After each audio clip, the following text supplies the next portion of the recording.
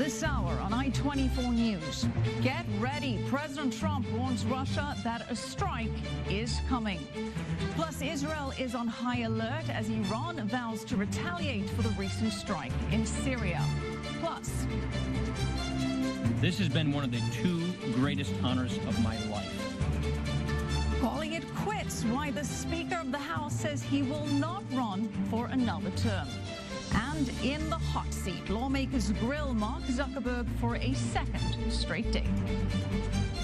From the i24 News Studios in Times Square in New York, this is Clearcut with Michelle Makori. Facebook, it was a rough day for other equities as we take a look at the NASDAQ building here in Times Square. The NASDAQ dropped 0.33%, the Dow losing a little under 1%, and the S&P falling 0.5%. Concerns over Syria and a potential military strike leaving investors very much on edge today. Well, we're now joined by business developer and entrepreneur Tom Maoli. Tom, nice to have you with us. How you doing? So, Tom, I'm doing well. Bulls not so well today with the way the way the market's tanking. They're really reacting to concerns about a strike in Syria. Now, it's interesting because before this, geopolitical concerns have largely been dismissed. Certainly a year ago, when in April, when the U.S. hit Syria, markets shrugged that off. Yes. As tensions were escalating with North Korea, markets didn't really seem to respond to it. What now? Why the change to geopolitical risks? The North Korea issue has been going on for years, and obviously Trump has taken it head on. And there was a threat, but it's not a threat. He was trying to work it out. He was posturing. This is a threat. This is a real threat. The markets reacted the way they should react.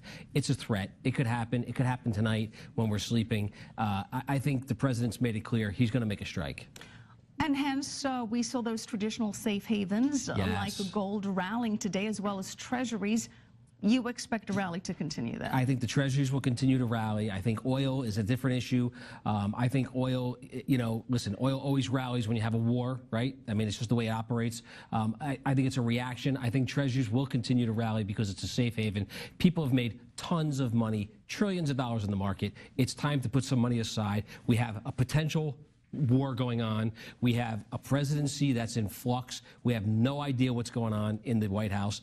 We have raids and investigations going on. I think people are a little scared. Granted, you have a lot of external factors. Yes. But at the end of the day, it's about earnings. And we're about to kick off the next earnings seasons.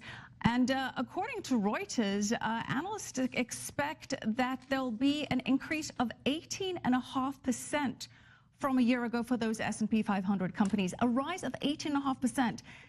That's huge. I mean, at the end of the day, isn't that what investors are going to respond to? They're going to respond to that, but they react on fear, so it's a short-term reaction. At the end of the day, the fundamentals are robust in the market, in the marketplace, in the economy. Listen, we're in one of the biggest growth periods in the history of our country. Interest rates are still overall low. I don't care how much the Fed raises them, they're still low.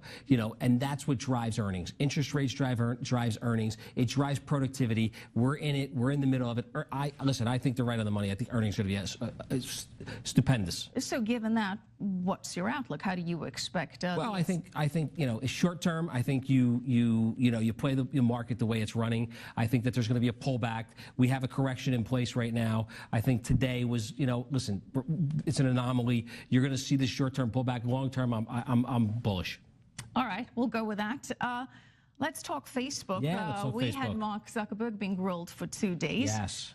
Do you anticipate some major changes to come out of this? Do you see big regulations now? Changes are coming. Changes are coming. I think it was clear. Zuckerberg avoided a lot of questions. There was a lot of questions that he should have answered. In fact, just a few minutes ago, there was a clip of Zuckerberg on the news media here, and it showed that he answered a question, but he was vague about it. I mean, the reality of this is, yes, we put our information up on Facebook, but it's what they do with it. Yes, we could pull it off. There's regulations are coming. Our information is sacred. It's my prerogative as a Facebook user, whether I want my information shared or not. Well, then does that mean that you're going to be paying for Facebook? Because that's the business model. If you're not paying, you're the product. Well, the reason listen, you get to use the platform for free, which was a point that was made over these last 2 days, is in exchange for your data. Do you see that business Correct. model having to change? Model has to change. It's going to change. People will pay for Facebook. It's proven. Listen, it's a proven commodity. People use it every day. They're not getting off of it. It's like ether. They're on it. They can't get off of it. All right, let's see if you're right. Mark Zuckerberg seems to think that the way to keep Facebook going is by keeping it as a free service, but perhaps, as some have suggested, if you want to opt out of sharing your data, you'll have to pay more. If you want to increase your services, get better features. People will pay for that security.